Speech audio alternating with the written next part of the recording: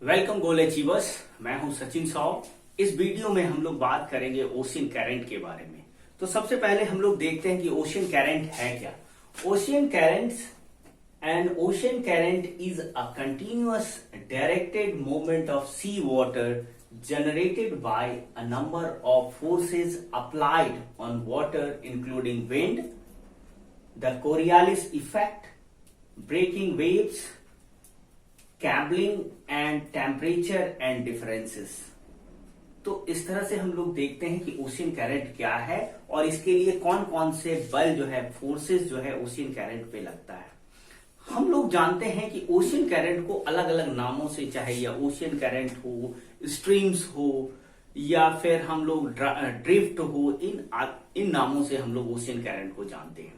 तो ocean current में जो बल चाहिए वो ये सब हैं। क्या क्या है? तो सबसे पहले देखते हैं कि विंड है, कोरियालिस फोर्स है, ब्रेकिंग वेव्स है, कैबलिंग है और टेम्परेचर का डिफरेंसेस है। ये सभी कारण से अर्थ पर जो है ओशियन करंट से का मूवमेंट होता है, जहां एक जगह से दूसरे जगह का मूवमेंट होता है।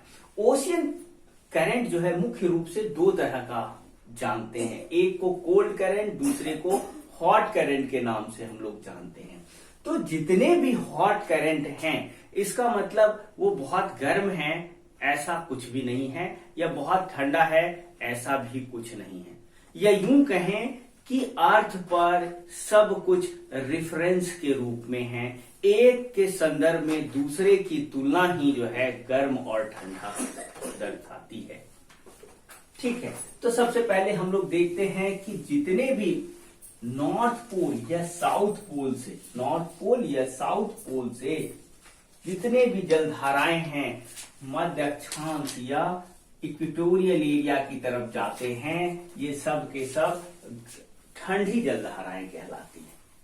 और जितने भी इक्वेटोरियल रीजन से उच्च अक्षांश से, चाहे वो नॉर्थ पोल या साउथ पोल की तरफ जाते हैं, ये सब के सब गर्म जलधाराएं कहलाती है। तो गर्म और ठंडा क्या हुआ यहाँ पे? आप ये कह सकते हैं कि उच्च अक्ष के आसपास के जल की तुलना में इन करंट्स का, इन ओशियंस के करंट का, इन ड्रिफ्ट का, इन स्ट्रीम्स का जो टेम्परेचर होता है वो ज्यादा होता है।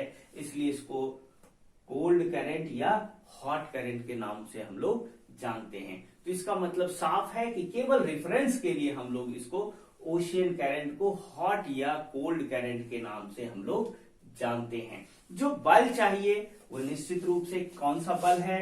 तो अर्थ का अपने अक्ष पर घूमना है, पश्चिम से पूरब की ओर घूमना है। अब इसकी तरफ इस घूर्णन गति के कारण जो अर्थ है, अर्थ पे जो पानी का, जल का जो भंडार है ओशन के रूप में, वो अपनी दूसरी गति करती है। दूसरी बात क्या है? कोरियालिस फोर्स है, जिससे जो है विंड का अपनी दाहिनी ओर मुड़ जाना उत्तरी हेमिस्फेयर में और बाईं ओर मुड़ जाना दक्षिणी हेमिस्फेयर में, ये भी एक कारण है ओशियन करंट के मूवमेंट का। वेव्स है, तो ये सभी कारण है जिसकी वजह से ओशियन करंट का फ्लो एक स्थान से दूसरे स्थान तक होता है। अगर हम समुद्रों में देखें, अगर हम विभिन्न महासागरों में देखें, जैसे कि आप देखेंगे कि ये प्रशांत महासागर है, ये जो है हमारा अटलांटिक ओशन है और ये हमारा हिंद महासागर है। मुख्य रूप से इन सभी सागरों में, महासागरों में हम लोग ओशंस देखते हैं। आप देखेंगे कि इक्वेटर के पैरेलल जो है नॉर्थ इक्वेटोरियल हॉट करंट या जो है वार्म करंट मूव करती है, और ठीक इक्वेटर के पैरेलल साउथ में या साउथ हेमिस्फेयर में साउदर्न इक्वेटोरियल करंट का जो है गति है। तो पूरे विश्व में देखेंगे, पूरी दुनिया में देखेंगे कि महासागरों में ये बहुत ही पैरेलल ढंग से उत्तर और दक्षिणी इक्वेटोरियल ओशियन करंट के रूप में हम लोग देखते हैं।